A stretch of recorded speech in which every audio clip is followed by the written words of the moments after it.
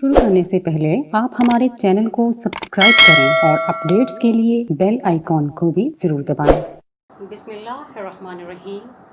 अज़ीज़ तलबा और तालिबात, अस्सलाम वालेकुम। मैं Mrs Hafsa Ghaffar, senior teacher, divisional public school Chichawatni से मुखातिब हूँ। डियर स्टूडेंट्स, जैसा कि आप जानते हैं कि हम हिस्सा तारीख़ का आजकल मुताला कर रहे हैं। मुग़लिया सल्तनत के बारे में हम दो बादशाहों बाबर और हुमायूं का तफसीली मुताला कर चुके हैं। आज उसी सिलसिले को आगे बढ़ाते हुए हम जलालुद्दीन अकबर के बारे में पढ़ेंगे। अज़ीज़ तलबा, जैसा कि आप जानते हैं कि बाबर की रगों में तुर्कों और मंगोलों का खून था। बाबर ने अपनी तमाम ज़िंदगी जद्दोजहद में जंगें लड़ते गुजार दी। बाबर ने 1526 में इब्राहिम लोदी को इबरतनाक शिकस्त देकर बरसगीर में मुग़लिया सल्तनत की बुनियाद रखी। 1530 में बाबर की वफ़ात के बाद बाबर के बेटे नसीरुद्दीन हुमायूं तख्तनशीन होते हैं। नसीरुद्दीन हुमायूं इक़्तिदार संभालने के बाद अपने वालिद के नक्शे कदम पे चलते हुए उन्होंने बहुत बेहतरीन हुक्मरानी की और बहुत से दुश्मनों का मुकाबला किया। इसी सिलसिले में उन्हें अपने एक तो उन्हें शेरशाह सूरी के साथ बहुत मारका आराई करनी पड़ी। इसके अलावा उनके अपने भाइयों के साथ अक्सरी मिर्ज़ा, हंदाल, इनके साथ और मिर्ज़ा कामरान के साथ बहुत ज़्यादा लड़ाइयाँ लड़नी पड़ी। हुमायूं ने 1530 से 1540 साल से तक 10 साल हुक्मरानी की। तो 1540 में शेरशाह सूरी ने उसको शिकस्त देकर इक़्तिदार पर कब्ज़ा कर लिया। हुमायूं उस वक़्त अपनी जान बचाता बंगाल, बिहार अपने भाइयों से कभी पनाह तलाश कर रहा है, इधर उधर 18 महीने भटकता रहा। आखिर वो सिंध के सहराए थर में के एक इलाके उमरकोट पहुंचता है अपने चंद करीबी साथियों और अपनी 15 साला बेगम खातून हमीदा बेगम की हमरा उमरकोट का उस वक़्त हुक्मरान जो राजा था वो राना परशाद था। राना परशाद को हुमायूं पर तरस आ गया। उसने हुमायूं को और उसके मुख्तसर जो उसके साथ वफ़द था, जो गिरोह था, और उसकी बेगम को पनाह दी। अज़ीज़ तलबा, इसी दौरान उमरकोट में हुमायूं के यहाँ जलालुद्दीन अकबर की 1542 में पैदाइश होती है। जलालुद्दीन अकबर ने अपनी ज़िंदगी का ज़्यादातर जो वक्त था वो काबुल में गुजारा और अकबर को पालने वाले या उनके जो अतालीक थे वो थे बैरम खान। बाबर को शिया उल्मा और सुन्नी उल्मा ने दीनी मालूम पर दस्तरस दिलवाई। बाबर को पढ़ने लिखने का शौक़ तो बहुत था, लेकिन अकबर को पढ़ने लिखने का शौक़ तो बहुत था, लेकिन अकबर ज़्यादा पढ़ लिख ना सका। धूप और गर्मी से तपते हुए इस रेगिस्तान में अंगारों की मानिंद चलती हुई रेत पर ये नंगे पांव चलने वाला तन्हा इंसान अकबर आज़म है। इन आंखों की मायूसी कह रही है कि इन्होंने अभी तक औलाद का मुस्कुराता हुआ चेहरा नहीं देखा। औलाद की आरज़ू में अकबर के लड़खड़ाते हुए ये कदम हजरत शेख सलीमुद्दीन चिश्ती के आस्ताने की तरफ बढ़ रहे हैं, जिसके आगे सारी दुनिया झुकती थी। एक फकीर की सरकार में अपना सर झुका दिया। दिल्ले इलाही को मुबारक हो, खुदा ने महारानी की गोद आबाद की। दिल्ले इलाही को चांद का बेटा और मुगल सल्तनत को वलीअहद मुबारक हो। अल्हम्दुलिल्लाह, तुम अकबर की मायूस जिंदगी में खुदा की रहमत का पैगाम लेकर आई हूँ। लो लो ये अंगूठी बतौर निशानी अपने पास रखो।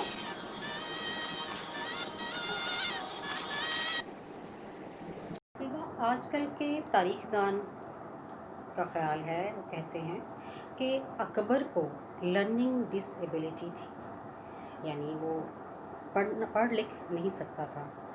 अकबर को पढ़ने लिखने का शौक़ तो बहुत था।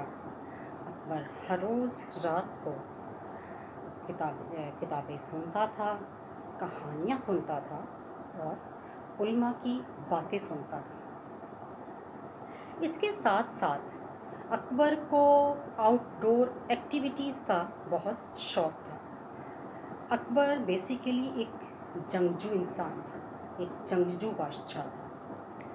अकबर को घुड़सवारी का, अकबर को तलवारबाजी का बहुत शौक़ था।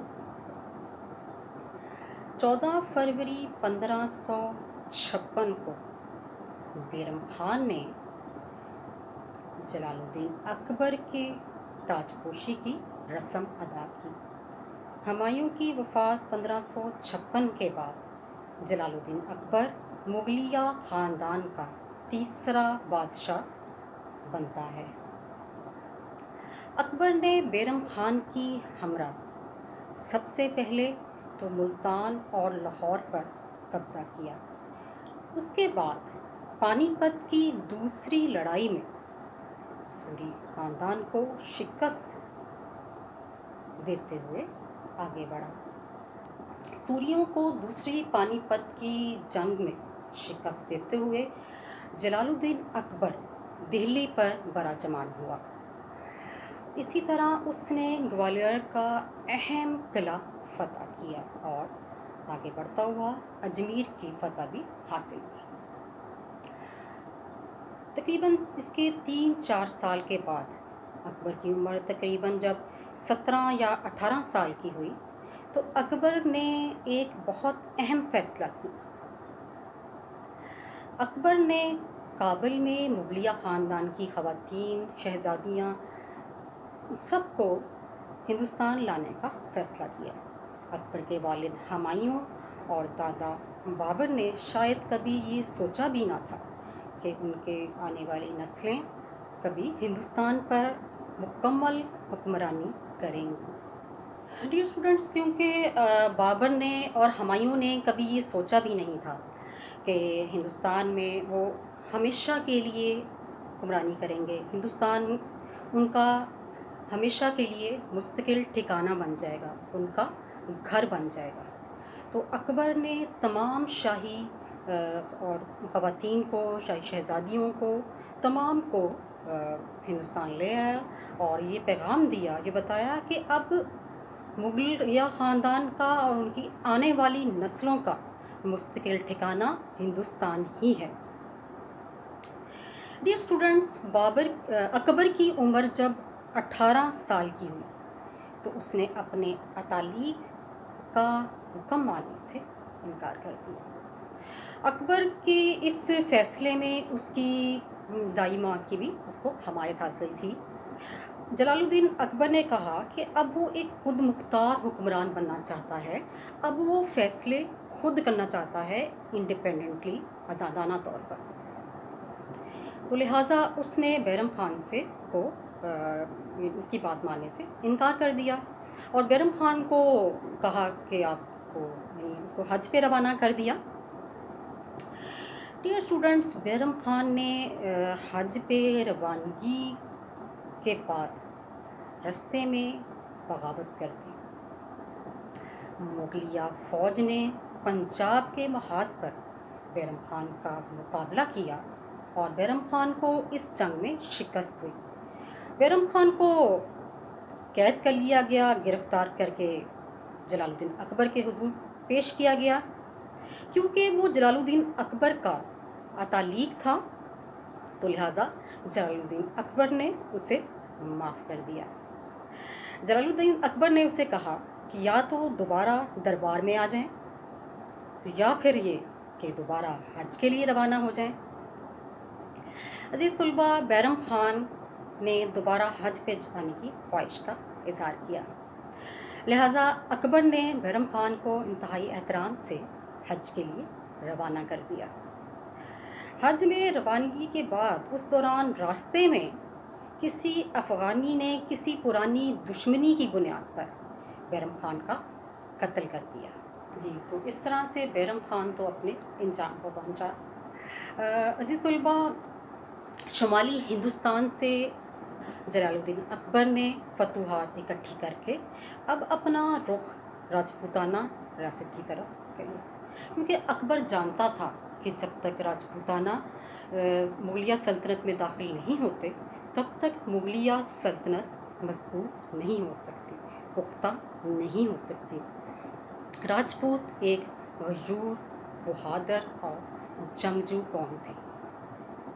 राजपूतों के बारे में मशहूर था कि वो अगर खुदा न खास्ता जंग में शिकस्त खाते थे तो वो अपनी औरतों से कहते कि कोहर कर लें, यानी वो औरतें अपने आप को ज़िंदा जला लेती, खुद सोजी कर लेती, लेकिन अपनी इज़्ज़त पर आंच ना आने देती। तो अजीज़ तलबा, बाबर ने भी राजपूतों के साथ उन्हीं के मिजाज के मुताबिक सलूक किया। राजपूत राजस्थान में बहुत उनको उनकी बहादुरी का बहुत चर्चा था। राजस्थान में उनको बहुत अहम समझा जाता था और उनका बहुत ज़्यादा गुड्डी बोलता था उस वक्त। तो जैसा कि मैंने अभी ज़िक्र किया कि राजपूत बहुत गयूर कौम होते थे। राजपूत के बारे में अकबर को पता था कि वो उनके साथ उनको अपनी सल्तनत में जब तक शामिल नहीं करता, सल्तनत मजबूत नहीं हो सकती। तो अकबर ने भी राजपूतों के साथ उन्हीं के हिसाब से सलूक किया और राजपूतों के साथ जंग नहीं लड़ी, बल्कि उनके साथ सफारतकारी का सिलसिला बढ़ाया।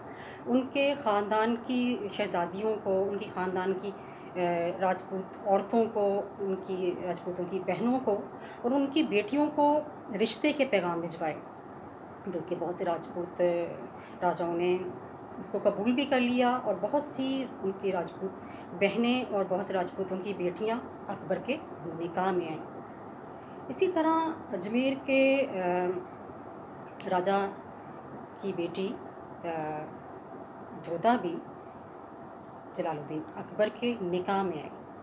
अज़ीज़ तलबा, ये याद रहे कि जोधा अकबर, जिसके बारे में आप अकबर और जोधा के बारे में बहुत से तारीखी ऐसे ड्रामे और फ़िल्मों में आप इनका तज़किरा सुनते आते हैं। जो बाबर के बेटे शहज़ादा जहांगीर थे, शहज़ादा सलीम, उनकी पैदाइश जोधा ही के वतन से हुई थी। ये एक हिंदू राजकुमारी थी, रानी थी, और इसके बारे में कहा जाता है कि इसने मरते दम तक इस्लाम कबूल नहीं किया था।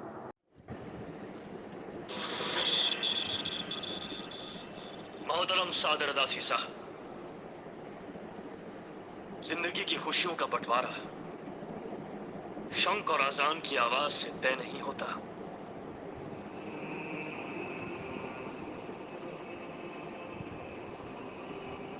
हम अहले इस्लाम हैं, एक मुसलमान,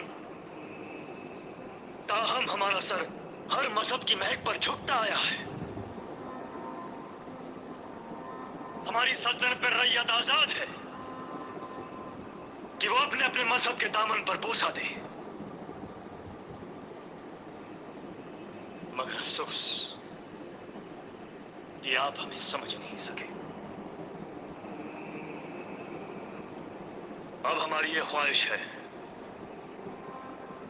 कि आप मौला की राह पर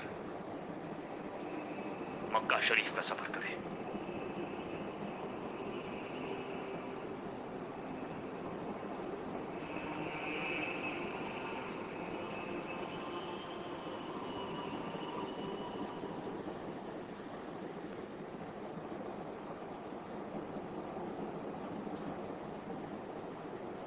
अब हम राजपूत मलिकाए हिंदुस्तान से दरख्वास्त करते हैं कि वो हमारे करीब आए।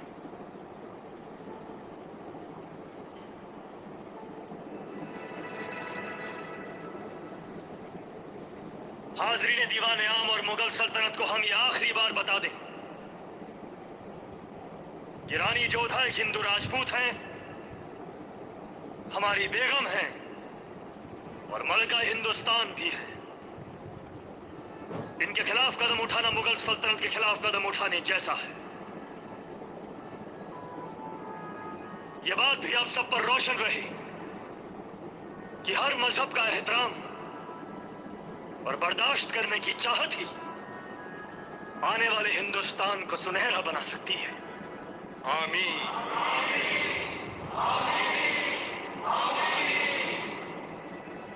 आज के लिए कुछ और छकताई खां। सिल्वा राजपूतों के बारे में मशहूर है कि ये बहुत वजूर कौम है। आजकल के दौर में भी अगर आप किसी से पूछें तो वो बड़े फ़ख्र से बताते हैं कि हम राजपूत होते हैं। तो राजपूतों की बहादुरी, उनकी वजूरी, उनकी गैरत और उनकी ख़वातीन अपनी इज़्ज़त को बचाने की खातिर किस तरह अपनी जान की भी परवाह नहीं किया करती। जोधा का अकबर बादशाह की ज़िंदगी में आना और अकबर के महल की एक अहम मलका थी। वो कि अकबर जलालुद्दीन अकबर की और भी बहुत सी बेगमात थीं, लेकिन उसमें जोधा अकबर को एक ख़ास मुकाम हासिल था। वो कि अकबर बादशाह ने बहुत सी शादियाँ की, लेकिन अकबर औलाद नगीना से महरूम रहा।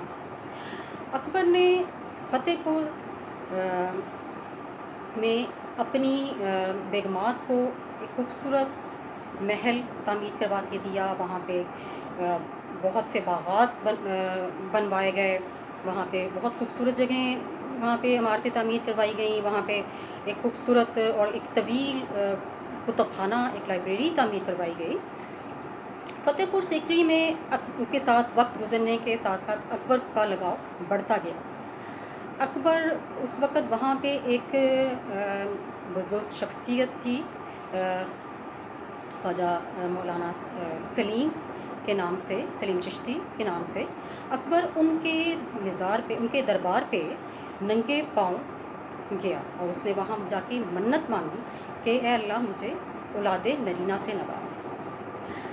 अकबर की दुआ कबूल हो गई, क्योंकि अकबर मौलाना सलीम को उन्होंने अपना पीर माना था। उसने मन्नत मानी थी कि अल्लाह मुझे अगर फ़र्जंद से, औलाद नगीना से नवाजता है तो मैं अपने बेटे का नाम सलीम रखूँ। लिहाजा अकबर को अल्लाह ने खूबसूरत चाँद से बेटे से नवाजा, तो उन्होंने अपनी मन्नत के मुताबिक उसका नाम सलीम रखा और उसको प्यार से शेखू पुकारा जाने लगा। जी, सलीम चिश्ती के दुआ से अकबर के यहाँ औलाद नगीना तो हो गई, लेकिन बहुत ज़्यादा लाड प्यार की वजह से शहज़ादा सलीम जो था वो काफ़ी बिगड़ गया। वो कि उसके बाद शहज़ादे सलीम के बाद जलालुद्दीन अकबर के यहाँ और भी औलाद नगीना हुई। शहज़ादा मुराद था और एक और शहज़ादा भी हुआ, यानी शहज़ादे सलीम के बाद 2 और शहज़ादे पैदा हुए और कुछ शहज़ादियाँ भी हुईं जिनके नाम तारीख़ में कोई उनका ज़िक्र नहीं है, क्योंकि शहज़ादा सलीम जहांगीर जो थे ये जानशीन थे, वली अहद थे, वली अहद शहज़ादा थे।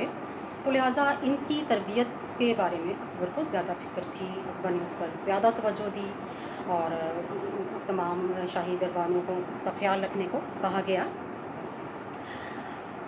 शहज़ादे सलीम के जो छोटे 2 भाई थे, शहज़ादा मुराद और दूसरे शहज़ादा, वो शुरू से ही गलत आदतों में पड़ गए बहुत ज़्यादा। यानी जिस तरह एक जलालुद्दीन अकबर को अपनी जानशीनों से, अपनी औलाद से जो तवक्कुआत थी, वो उन पर उसकी औलाद पूरा ना उतर सकी। अकबर की तवक्कुआत को पर पूरा ना उतर सकी और वो ऐशो इशरत में, अयाशी में, शराब नोशियों में पड़े रहे। छोटे 2 शहज़ादे तो हर वक्त शराब के नशे में लथपथ रहते। तमाम शहज़ादा जहांगीर जो थे, शहज़ादा सलीम जो थे, उनकी एक्टिविटीज़ थोड़ी मुख्तलिफ थी। उन्होंने बाप के साथ उनकी कोई इतनी नहीं बनती थी, उनके हम मिजाज नहीं थे, तो अक्सर महल में बाप बेटा के दरमियान नोक झोंक جاری رہتی تھی۔ تو محل کی جو شہزادیاں تھیں، جتنی محل کی جو خواتین تھیں شاہی محل کی، وہ تمام باپ بیٹا کی لڑائی، ان کی روک ٹوک سن کے ان کی آپس میں اکثر صلح کرواتی ہیں، دونوں کو سمجھانے کی کوشش کرتی ہیں۔ لیکن شہزادہ سلیم وقت کے ساتھ جیسے وقت گزرتا گیا وہ زیادہ ضدی، زیادہ اسٹبن اور زیادہ اپنی بات منواتے تھے، تو جس کی وجہ سے اکبر بہت فکر مند تھا، بہت پریشان تھا۔ اور پھر وقت آگے جیسے گزرتا گیا تو شاہی محل کی ایک رقاصہ کے ساتھ شہزادہ سلیم کو عشق ہو گیا۔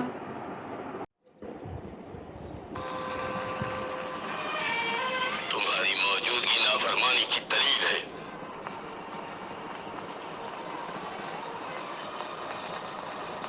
انارکلی قید کر لی گئی اور میں دیکھتا رہا۔ اور تم کر بھی کیا سکتے تھے؟ ایک عظیم الشان شہنشاہ کے سامنے کوئی کر بھی کیا سکتا ہے؟ مگر آج ذل الہی کو اپنے ظلم اور میرے ضبط کی ایک حد مقرر کرنی ہوگی۔ اگر تمہاری آرزو ایک تمیز ہے، ایک باندھی ہے، تو ساری زندگی اسی طرح ضبط کرنا ہوگا۔ کیا پروردگار عالم سے آپ نے مجھے اسی لیے مانگا تھا کہ زندگی مجھے ملے اور اس کے مالک آپ ہوں، سانسیں میری ہوں اور دل کی دھڑکنوں پر آپ کا قبضہ رہے؟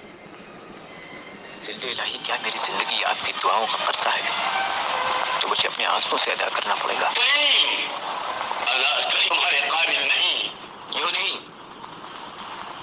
ایک لاڈلے بیٹے کے باپ بن کر مجھے اپنے کلیجے سے لگا لیجیے اور انہیں پیار بھری نظروں سے دیکھیے جن سے پہلی بار آپ نے مجھے دیکھا تھا۔ مجھے ہندوستان کا شہزادہ نہیں، اپنا بیٹا سمجھیے اور پھر کہیے کہ انارکلی میرے قابل نہیں۔ ہم ایک لاڈلی بیٹے کی شفیع باپ ضرور ہیں، مگر ہم شہنشاہ کے فرض کو نظر انداز نہیں کر سکتے۔ ہم اپنے بیٹے کے دھڑکتے ہوئے دل کے لیے ہندوستان کی تقدیر نہیں بدل سکتے۔ تقدیریں بدل جاتی ہیں، زمانہ بدل جاتا ہے، ملکوں کی تاریخ بدل جاتی ہے، شہنشاہ بدل جاتے ہیں، مگر اس بدلتی ہوئی دنیا میں محبت جس انسان کا دامن تھام لیتی ہے وہ انسان نہیں بدلتا، مگر تجھے بدلنا ہوگا سلیم، تجھے بدلنا ہوگا۔ اس بات میں اب کتنی حقیقت ہے کہ کیونکہ فلم مغل اعظم میں بھی اس کا ذکر ہے، جہانگیر یعنی شہزادہ سلیم اور انارکلی کے عشق کا، اس کے بارے میں تفصیل سے ایک رومانوی اسٹوری کیپچر کی گئی ہے اس میں مغل اعظم فلم میں۔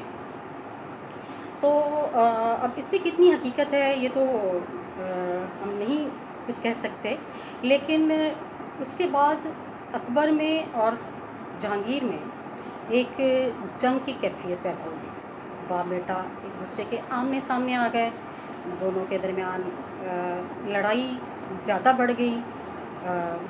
شاہی خواتین نے، شہزادیوں نے بہت دونوں کو سمجھایا اور معاملہ رفع دفع کروانے کی کوشش بھی کی، لیکن جہانگیر جیسا کہ میں نے ذکر کیا کہ بہت ضدی انسان تھا، وہ اپنے اس کے موقف پہ ڈٹا رہا اور وہ کسی طور بھی پیچھے ہٹنے کے لیے تیار نہیں تھا۔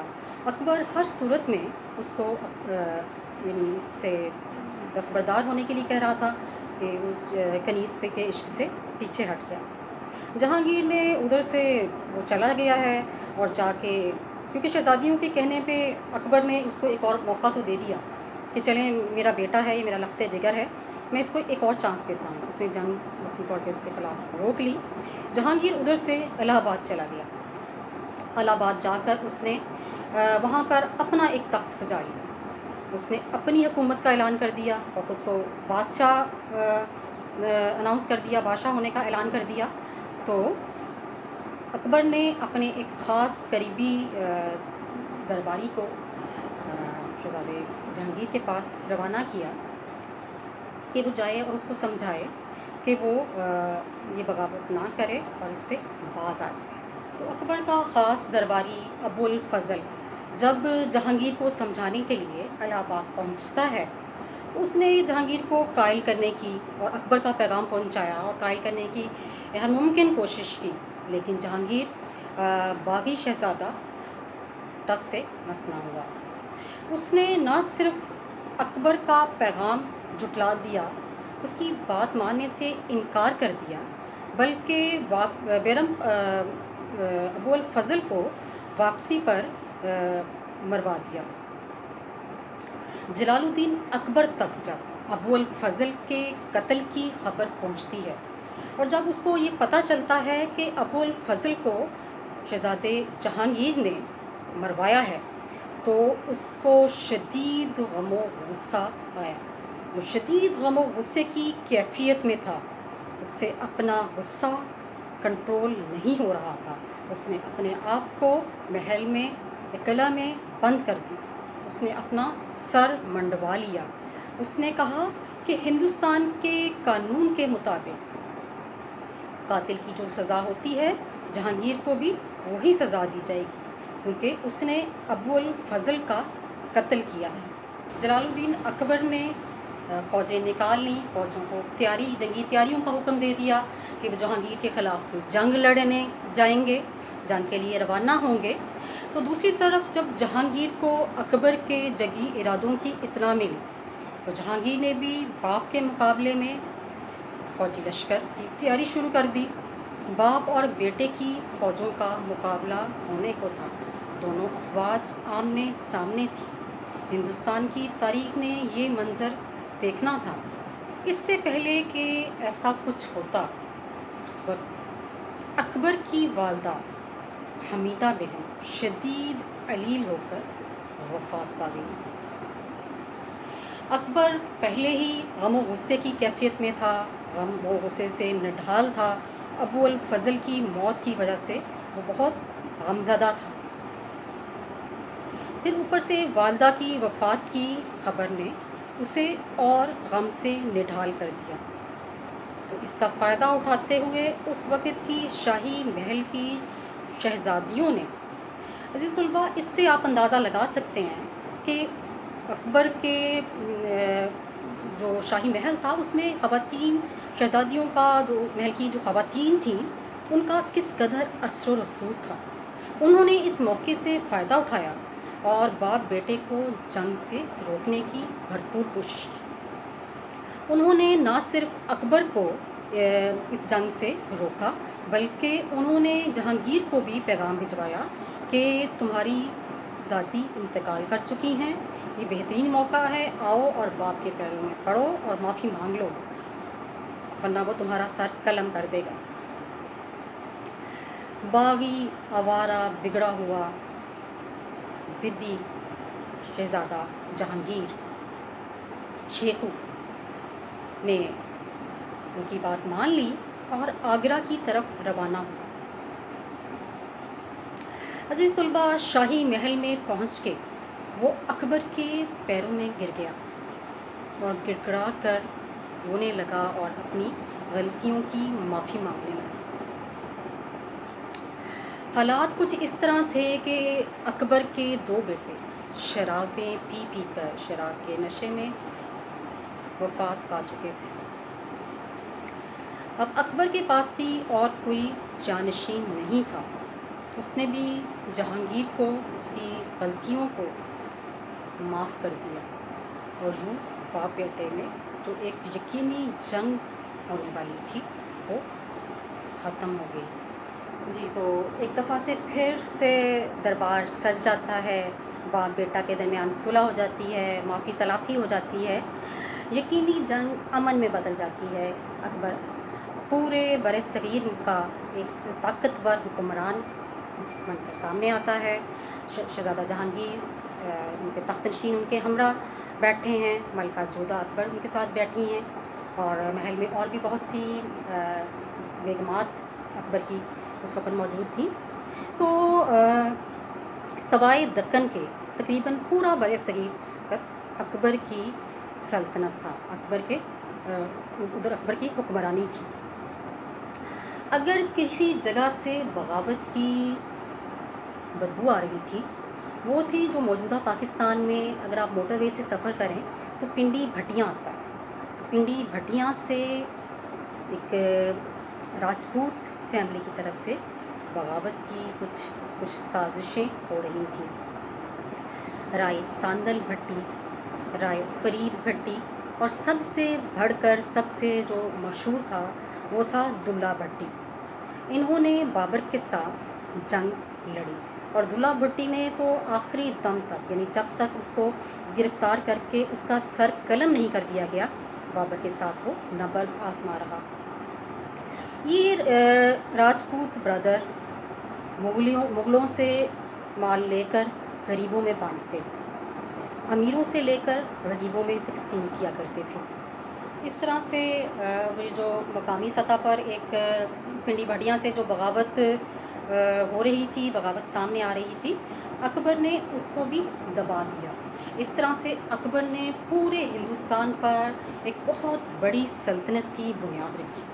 عزیز طلباء، اگر ہم آج کے نقشے میں دیکھیں تو اکبر کی اس وقت کی سلطنت موجودہ 4 بڑی ریاستوں پر محیط تھی: موجودہ پاکستان، موجودہ ہندوستان، موجودہ بنگلہ دیش اور موجودہ افغانستان۔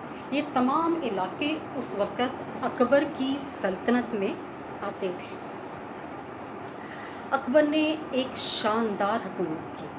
اکبر نے اپنے 50 سالہ دور حکومت میں بہت دلیری سے بہت سی مارکہ آرائیوں میں حصہ لیا، بہت جنگیں لڑیں، بہت نبرد آزما رہا۔ وہ بیسیکلی وہ ایک جنگجو بادشاہ تھا۔ اس طلباء، اکبر نے اتنی وسیع سلطنت پر حکمرانی کی، اور سب سے زیادہ یعنی اپنے آباء و اجداد کا اگر ہم ان کو دیکھیں تو انہوں نے اتنی وسیع سلطنت پر اور اتنا وسیع عرصہ تک حکمرانی نہیں کی۔ اکبر کا دور حکمرانی 1556 سے 1605 تک کے عرصے پر محیط ہے، تقریباً 50 سال تک اس نے حکمرانی کی۔ اس دوران اکبر نے ایک اپنی کابینہ بنائی، جی ہاں، ایک جدید کابینہ۔ اکبر کے پاس ہر فن کا ایک ماہر تھا۔ اکبر کے پاس 9 رتن تھے، جو کہ 9 رتن کے نام سے مشہور تھا۔ ان میں راجہ بیربل، راجہ مان سنگھ، راجہ ٹوڈمل، راجہ بھگوان داس اور بھی بہت سے اس میں مشہور تھے۔ اکبر نے جو ڈوڈومل تھے، راجہ ڈوڈومل، وہ اکبر کے وزیر خزانہ تھے۔ انہوں نے اکبر کے دور میں ریونیو کا نظام متعارف کروایا۔ انہوں نے عوام سے محصولات کلیکٹ کیے، ٹیکسز وصول کیے، اور ہندوستان اس وقت دنیا کے جدید ترین نظاموں میں سے ایک تھا۔ تو ہم کہہ سکتے ہیں کہ اکبر نے اپنی حکمت عملی سے اور اپنی بہترین جو اس کے اندر حکومت سازی کا فن تھا، اس سے ہندوستان میں اپنا سکہ منوایا۔ اس کے بعد آگے چلتے ہوئے جب اکبر، کیونکہ جیسا کہ میں پہلے بھی یہ ذکر کر چکی ہوں کہ اکبر کی جو تربیت ہوئی تھی وہ مختلف تمام مکاتب فکر کے علماء کرام نے کی تھی۔ اس میں شیعہ علماء بھی تھے، اس میں سنی علماء بھی تھے، اس میں اہل حدیث اور تمام یعنی علماء کرام میں سے تربیت ہوئی تھی اکبر کی۔ تو اکبر نے زیادہ ہندوستان میں جو دوسری قوم تھی وہ ہندو بھی آباد تھے، اور اگر ایک صدی پہلے پیچھے جائیں تو ہندو اور مسلمانوں کا یعنی 100 سال یہ دونوں قومیں اکٹھی رہی ہیں۔ تو اکبر نے جب ہندوؤں کا ان کے مذہب کا مطالعہ کیا اور مسلمانوں، تو تمام چیزوں کو دیکھتے ہوئے، یعنی کیونکہ ایک صدی پہلے اسلام کی آمد ہوتی ہے ہندوستان میں 712 میں محمد بن قاسم کے آنے سے، تو اس کو یہ چیز سوٹیبل لگی۔ اس نے کہا کہ تمام مذاہب کی اچھی اچھی باتیں لیں، یعنی ہندو مت کی اچھی باتیں، اسلام میں جو اچھی باتیں ہیں تو لے کر اس نے اپنا ایک الگ مذہب بنا لیا۔ اس کو دین الہی کا نام دیا گیا۔ اس نے اس کے لیے ایک الگ سے عبادت خانہ تعمیر کروایا، اور اس میں تمام مذاہب سے تعلق رکھنے والے لوگ جاتے اور اپنی اپنی عبادات کرتے۔ وہاں پہ جو علماء یا صوفی حضرات تھے وہ وہاں پہ خطبات دیا کرتے تھے، اپنے اپنے دین کے بارے میں کی اچھی باتیں بتایا کرتے تھے۔ اکبر کے اس فیصلے سے، اس کے اس اقدام سے، اس نے یہ جو سٹیپ اٹھایا، اس سے اس وقت کے جو ہندوستان کے علماء تھے ان کو شدید تشویش کی لہر ان پہ دور پڑھی اور انہوں نے اکبر کے خلاف شدید غم و غصے کا اظہار کیا اور اس کو اسلام کے خلاف قرار دیا. یعنی یہ اس نے اس پہ انہوں نے شدید رد عمل کا اظہار کیا.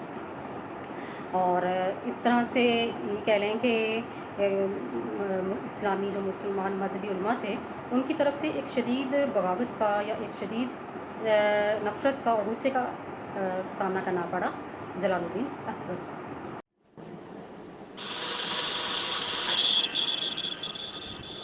حاضرین، ہم ایک ضروری اعلان فرمانا چاہتے ہیں. کافی غور اور فکر کے بعد ہم نے یہ محسوس کیا ہے کہ ہندو یاتریوں سے تیرتھ یاترا محصول وصول کرنا خدا کی شان کو سکوں میں تولنے جیسا ہے، اور اسی لیے ہم نے آج سے تیرتھ یاترا محصول ہمیشہ کے لیے ختم کرنے کا فیصلہ کیا ہے. حضور، عالی دماغ عالم پناہ نے بہت خوب سوچا ہے. معافی طلب کر کے ہم کچھ عرض کرنے کی اجازت چاہیں گے. اجازت ہے. یہ کیسے بے انصافی ہے؟ آج آپ ہمیں بھول گئے. ہم بھی مغلیہ سلطنت کے دربار کے ستون ہیں. اس مغلیہ حکومت کی بنیادوں میں ایک ایک اینٹ کی جگہ ہم نے اپنے سروں کو لگایا ہے. ہم جہاں بنا کے سر آکار بھی ہیں. بڑا ہی تعجب کا عجیب فیصلہ ہے یہ. اسے لینے سے پہلے ہم سے سارا مشورہ کیوں نہیں کیا گیا؟ ہم نے ضرورت نہیں سمجھی مولانا محترم صادر عداسی صاحب. محصول لگانا یا ختم کرنا حکومت کی دراندیشی پر ہے، تاج و تخت کی مرضی پر ہے. ہم اسلام کے خلاف کوئی قدم نہیں اٹھا رہے. یہ فیصلہ ایک حکومتی فیصلہ ہے، مذہبی نہیں. اگر یہ حکومتی فیصلہ ہے تو کیا محترم وزیر خزانہ ٹوڈرمل صاحب شاہی خزانے کے بارے میں کچھ نہیں کہیں گے؟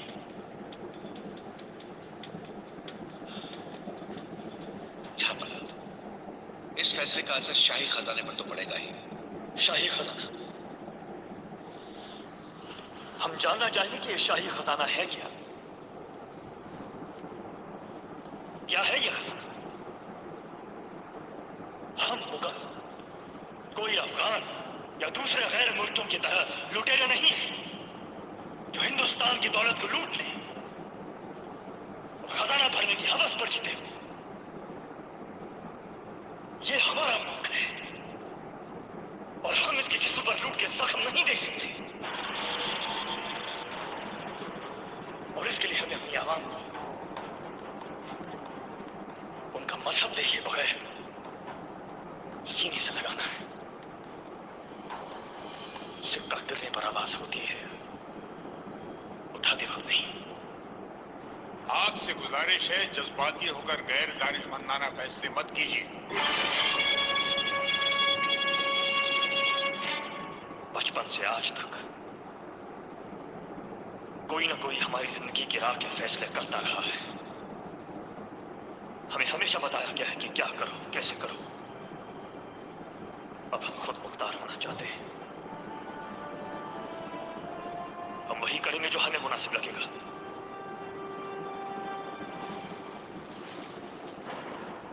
ٹوڈرمل جی، یہ اعلان کر دیا جائے کہ آج سے تیرتھ یاترا محصول ہمیشہ کے لیے ختم کیا جاتا ہے. حکم کی تعمیل ہو، حکم کی تعمیل ہو، حکم کی تعمیل ہو. اکبر نے بہت شاندار حکومت کی، شاندار اس نے وقت گزارا، اور اس کو توقع تھی کہ آگے چل کر اس کے جانشین بھی اس کے جیسے بنتے. لیکن اس کے برعکس اس کے جو جانشین تھے، دانیال مرزا، مراد مرزا اور شہزادہ جہانگیر، یہ سب اس کی امیدوں کے برعکس نکمے اور نالائق ثابت ہوئے. دانیال مرزا اور مراد مرزا تو شراب کے نشے میں ہر وقت لت پت رہتے اور بالآخر وہ مر گئے تھے. لیکن ہمایوں مرزا جو جہانگیر مرزا ہے، اس نے باپ کی امیدوں کو اس وقت جب بغاوت کی باپ کے خلاف اور جا کر आगरा में अपनी सल्तनत की अलग बादशाहत का ऐलान कर दिया। बेशक हालात बदल गए और हमीदा बेगम यानी जहांगीर की दादी की वफ़ात के बाद अकबर ने जहांगीर को माफ़ तो कर दिया और दोबारा आगरा आने की इजाज़त तो दे दी इलाहाबाद से, लेकिन अकबर के दिल में अभी भी एक खलश, एक गुस्सा बाकी था और उसने जहांगीर को उस तरह से दिल से माफ़ नहीं किया था। उसके दिल में अभी भी उससे एक नाराज़गी थी। तो वक्त गुज़रता गया। अब अकबर ने फ़ैसला करना था जानशीनी का कि अपने बाद किसको अपना जानशीन मुकर्रर करे। उस वक़्त महल में अजीब किस्म की चमगोइयाँ हो रही थीं, बातें हो रही थीं। कोई ग्रोह कहता था कि हमने अकबर का साथ देना है, जबकि दूसरा ग्रोह कहता था कि हम शहज़ादे जहांगीर के साथ हैं, उसको हम बादशाह देखना चाहते हैं। जबकि एक तीसरा ग्रोह भी था जो कि खुसरो को बादशाह बनाने के हक़ में। जी हाँ, खुसरो जो था ये शहज़ादे अकबर का पोता था, यानी जहांगीर का बेटा। बादशाह अकबर के साथ खुसरो को बहुत ज़्यादा एक अक़ीदत थी, एक मोहब्बत थी कि हर वक्त वो दादा और पोता इकट्ठे होते, इकट्ठे वक्त गुजारते, साथ होते। इन दोनों को एक दूसरे से, पोते को दादे से और दादे को पोते से बहुत उल्फत थी, बहुत मोहब्बत थी। तो अकबर चाहता था कि वो अपना जानशीन उस फ़ैसले पर नज़रसानी कर रहा था। 27 अक्टूबर 1605 का दिन अकबर बिस्तरे अलालत में है, शदीद अलील है। उसने अपने तमाम दरबारियों को, महल जो ख़ास उसके वज़रा थे उनको अपने पास बुलाया, इकट्ठा किया। पीछे साथ ही शाही बेगमात भी पर्दे के पीछे से इसमें शामिल थीं, सुन रही थीं सारा। शदीद अलील बिस्तर पर लेटे अकबर उस वक्त अपने बिस्तर के साथ दस्तार की तरफ इशारा करते हैं और साथ वो दस्तार उठाते हैं उसके दरबारी, और अकबर अपने बड़े बेटे जो के जानशीन थे शहज़ादा जहांगीर, नूरुद्दीन जहांगीर को अपना जानशीन मुकर्रर। तो इस तरह से ये जो एक शुकुक व शुबहात थे, या जो एक अबहाम था, या एक जो शक सी की कैफियत थी कि अकबर अपना जानशीन फ़ाइनल फ़ैसला किसके हक़ में करेगा, तो ये पूरा उसके बेटे, उसके इकलौते जानशीन शहज़ादे नूरुद्दीन जहांगीर के हक़ में निकला और वही अकबर का जानशीन मुकर्रर हुआ। जी, तो लेक्चर के सिलसिले को मज़ीद आगे बढ़ाते हैं। 1605 में जब अकबर का इंतकाल होता है और इंतकाल से कबल उसने शहज़ादे सलीम या जहांगीर को अपना जानशीन मुकर्रर तो कर दिया था। 1605 में जब शहज़ादा सलीम बादशाह बनता है तो उसने नूरुद्दीन मोहम्मद जहांगीर का लक़ब इख्तियार किया। जहांगीर 1569 में फ़तेहपुर सीकरी में पैदा हुआ, जिसका मैं गुज़श्ता लेक्चर में ज़िक्र कर चुकी हूँ कि किस तरह फ़तेहपुर सीकरी में जाके उन्होंने हज़रत सलीम चिश्ती, शेख सलीम चिश्ती के दरबार पे जाके अकबर ने किस तरह से दुआ और मन्नत मांग कर औलाद नरीना हासिल की थी, और उन्हीं की निस्बत से उन्होंने, उन्हीं की अक़ीदत से अपने बेटे का नाम भी फिर सलीम रखा था। और प्यार से जो था सलीम को अकबर शेखू कहकर पुकारा करता था। ये भी रवायत मशहूर है कि सलीम से पहले अकबर के यहाँ जो भी बच्चे पैदा होते थे वो फौत हो जाया करते थे। अकबर की बड़ी ख्वाहिश थी कि उसके तख्त का वारिस पैदा हो और वह ज़िंदा सलामत भी रहे। इसी सिलसिले में उसने बहुत सी मन्नतें भी मानी। अकबर ने उस ज़माने के मशहूर बुज़ुर्ग हज़रत शेख सलीम चिश्ती के यहाँ हाज़िरी देकर अपने लिए दुआ करवाई थी। और फिर सलीम की पैदाइश के बाद अपनी उसने मन्नतें पूरी की और दारुल सल्तनत से पैदल हज़रत शेख सलीम चिश्ती के यहाँ पहुँचा। आगरा से फ़तेहपुर सीकरी तक का تقریباً 20 کلومیٹر سفر وہ اکثر کیا کرتا تھا۔ اس طرح اکبر نے متعدد بار سفر کر کے لگاتار 480 کلومیٹر کا سفر اپنی اس منت کو اتارنے کے لیے اس زمانے کے مشہور علماء شعراء کو سلیم کی تعلیم و تربیت کے لیے مقرر کیا گیا۔ ان علماء اور شعراء کی صحبت میں سلیم کی تخلیقی صلاحیتوں کو بہت نشو و نما ہوئی۔ اسے ترکی، عربی، فارسی اور ہندی زبانوں پر عبور حاصل تھا۔ تاریخ، جغرافیہ، علم نباتات، علم حیوانات، موسیقی اور مصوری پر اس کی گہری نظر تھی۔ وہ ایک اچھا نشانے باز تھا۔ دینی اور دنیاوی علوم کے ساتھ ساتھ اس نے فنون حرب میں بھی مہارت حاصل کی تھی۔ ڈیئر اسٹوڈنٹس، لیکچر کے سلسلے کو مزید آگے بڑھاتے ہیں۔ ہم اب جو ٹاپک ڈسکس کرنے جا رہے ہیں وہ ہے نور جہاں، جس کے آباء و اجداد ایران سے تعلق رکھتے تھے۔ اس کا اصل نام تو مہرالنساء تھا۔ مہرالنساء کے والد غیاث الدین کو اکبر کے دربار میں ملازمت مل گئی۔ غیاث الدین ترقی کرتا ہوا 3000 منصب پر پہنچ گیا۔ اکبر نے خوش ہو کر اسے کابل کا دیوان مقرر کر دیا۔ یہی قیام کے دوران میں مہرالنساء کی 17 سال کی عمر میں ایک فوجی شیر افغن سے شادی ہوئی۔ شیر افغن بنگال میں ایک جھڑپ میں قتل ہو گیا۔ شیر افغن کی بیوی اور بیٹی کو اکبر کی بیوہ کی صحبت میں دے دیا گیا۔ کیونکہ وہ شاہی آداب اور تہذیب سے واقف تھی تو 1611 میں جہانگیر نے مہرالنساء کو ایک زنانہ تقریب میں دیکھا۔ ان دنوں وہ اپنی بیوی مان بائی کی وفات کے بعد تنہائی کا شکار تھا اور ایک بہتر رفیقہ حیات کی تلاش میں بھی تھا۔ تو عزیز طلباء، پھر جہانگیر نے مہرالنساء کو اپنا موضوع انتخاب سمجھتے ہوئے اسے نکاح کا پیغام بھجوا دیا۔ مہرالنساء نے اسے فوراً قبول کر لیا۔ اس طرح جہانگیر اور مہرالنساء کی شادی ہو گئی۔ جہانگیر نے مہرالنساء کو نور محل کا خطاب دیا، جو کہ ترمیم کے بعد کچھ عرصے کے بعد ہی نور محل سے نور جہاں بن گیا۔ اکبر کی بیوی کے انتقال کے بعد شاہی حرم میں جو سب سے زیادہ با اثر خاتون تھی وہ نور جہاں ہی کو سمجھا جاتا تھا۔ نور جہاں اپنی غیر معمولی خصوصیات کے باعث ایک طاقتور شخصیت کی حامل تھی۔ وہ جہانگیر کے ساتھ تمام تر مشغلوں اور سرگرمیوں میں برابر کا حصہ لیتی تھی۔ دونوں کے درمیان ذوق اور دلچسپیوں کے معاملے میں کافی حد تک مطابقت پائی جاتی تھی۔ یہی وجہ ہے کہ اس نے جہانگیر کو غیر معمولی طور پر متاثر کیا۔ جہانگیر آہستہ آہستہ مکمل طور پر اس کے زیر اثر ہو گیا۔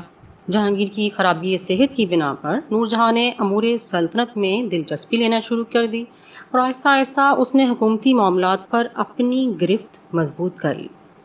جہانگیر کے آخری دور میں اکثر شاہی احکامات اور فرامین کا اجرا نور جہاں کی مشاورت سے ہوتا تھا۔ 1645 میں نور جہاں کا انتقال ہوا اور اسے شاہدرہ لاہور میں دفن کیا گیا۔ کچھ ثقافت کے اہم پہلوؤں کا جائزہ لیتے ہیں جو جہانگیر اور نور جہاں کے دور میں ہوئی۔ سب سے پہلے ہے شاعری۔ جہانگیر فارسی ادب، شعر و شاعری کا دلدادہ تھا۔ اس کو علوم فطرت پر سند سمجھا جاتا تھا۔ اس کی کتاب تذکرہ جہانگیری کو فارسی ادب میں بہت اہم مقام حاصل ہے۔ اس کا علمی ذوق بہت بڑا جو تھا وہ بھی بہت بلند تھا۔ اس کے دور کی لکھی ہوئی تحریریں اب بھی موجود ہیں۔ فارسی زبان و ادب پر اس کے عہد میں بہت کام ہوا۔ اس کے علاوہ عزیز طلباء، جو نور جہاں تھی نا، وہ بھی ایک بہت اچھی شاعرہ تھیں، بہت اچھا ادبی ذوق رکھتی تھیں اور فارسی زبان سے خوب آشنا تھیں اور اچھے شعر کہتی تھیں۔ دوسرا پوائنٹ ہے مصوری۔ جہانگیر کے عہد میں فن مصوری نے اس قدر ترقی کی کہ انسانی چہرہ ایک ماہر مصور تیار کرتا تھا، لباس دوسرا مصور تیار کرتا تھا اور پس منظر تیسرا مصور دکھاتا تھا۔ ان تصویروں کو دیکھ کر عقل دنگ رہ جاتی تھی۔ ان تصویروں کو دیکھ کر یہ محسوس ہوتا تھا کہ کیمرہ بھی اس سے بہتر تصویر تیار نہیں کر سکتا۔ نور جہاں نے ہندوستان میں نئے زیورات اور لباس متعارف کروائے۔ جہانگیر کو تصویروں کی اس قدر پہچان تھی کہ وہ تصویر دیکھ کر بتا سکتا تھا کہ وہ کس مصور کی تیار کی ہوئی ہے۔ استاد منصور جو جانوروں کا مصور تھا، اس کا درباری مصور تھا۔ اس کی بنائی ہوئی پرندوں اور جانوروں کی تصاویر دنیا کے مشہور عجائب گھروں میں محفوظ ہیں۔ ایک بار جہانگیر نے ایک شیر کی آنکھ میں گولی مار کر اسے ہلاک کر دیا۔ اس کے درباری مصور نے یہ منظر ہمیشہ کے لیے محفوظ کر لیا۔ فن تعمیر۔ جہانگیر کو تعمیرات کی بجائے مصوری کا زیادہ شوق رہا ہے، پھر بھی اس کے عہد میں چند خوبصورت عمارتیں تعمیر ہوئیں۔ لاہور میں مستی دروازے کے اندر بیگم شاہی مسجد اسی دور میں تعمیر ہوئی۔ لاہور کے قلعے میں جہانگیر نے خوابگاہ تعمیر کرائی، جس میں ان دنوں عجائب گھر قائم ہے۔ مقبرہ انارکلی بھی جہانگیری عہد کی ایک عمدہ عمارت ہے۔ اس میں جہانگیر کی ایک چہیتی بیوی صاحب جمال کی قبر ہے۔ اسی زمانے میں نور جہاں نے آگرہ میں اپنے والد اور والدہ کا شاندار مقبرہ تعمیر کرایا، جو مقبرہ اعتماد الدولہ کے نام سے مشہور ہے۔ یہ اتنی خوبصورت عمارت ہے کہ آگرہ میں تاج محل نہ ہوتا تو لوگ اسے دیکھنے کے لیے آگرہ جایا کرتے۔ مقبرے کی عمارت 2 منزلہ ہے اور چاروں کونوں پر مینار تعمیر کیے گئے ہیں، جن پر پچکاری کا خوبصورت کام کیا گیا ہے۔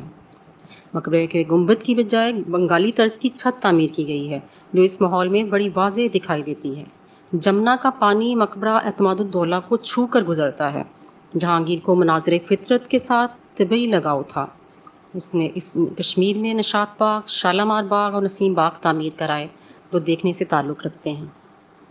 اس کا چوتھا اور آخری پوائنٹ ہے موسیقی۔ جہانگیر کے عہد میں بہت سارے موسیقار شاہی دربار سے وابستہ تھے۔ ان میں ہندوستانیوں کے علاوہ ایرانی، کشمیری بھی شامل تھے۔ جہانگیر موسیقی اور موسیقاروں کی بہت سرپرستی کرتا تھا۔ اس نے اپنی تزک میں کئی فنکاروں کو خراج تحسین پیش کیا۔ جہانگیر کی محفل موسیقی میں لوگ وجد میں آ جاتے۔ اس نے اپنی تزک میں اس واقعے کا ذکر کیا ہے کہ ایک بار عمرہ کی محفل میں قوال امیر خسرو کا کلام پیش کر رہے تھے کہ ایک شعر پر ملا احمد علی کو وجد آ گیا اور وہ اسی عالم میں ان کی روح پرواز کر گئی۔ آج کا آخری ٹاپک ہے انصاف کی فراہمی کے لیے جہانگیر کا جذبہ۔ نور الدین محمد جہانگیر نے اپنی حکومت کی ابتدا عوام پسند اقدامات سے کی۔ اس نے تمام جنگی قیدیوں کو رہا کر دیا، اسلام کی حفاظت کا ذمہ اٹھایا اور تمام مخالفین کو عام معافی دے دی۔ جن لوگوں نے اس کو بادشاہ بنانے میں اس کی مدد کی، ان کو اعلیٰ عہدے عطا کیے۔ شاہی محل کے باہر ایک زنجیر نصب کرا دی، جسے ہلا کر کوئی بھی شخص بادشاہ سے انصاف طلب کر سکتا تھا۔ وفات 1627 میں جہانگیر کی طبیعت اچانک خراب ہو گئی۔ اس کا انتقال لاہور میں ہوا اور شاہدرہ لاہور ہی میں مقبرہ تعمیر ہوا۔ ہم امید کرتے ہیں کہ آپ کو ہمارا آج کا لیکچر اچھے سے آپ نے سنا ہے اور سمجھا ہے، اور گھر میں رہیں، محفوظ رہیں۔ اجازت چاہتے ہیں۔ اللہ حافظ۔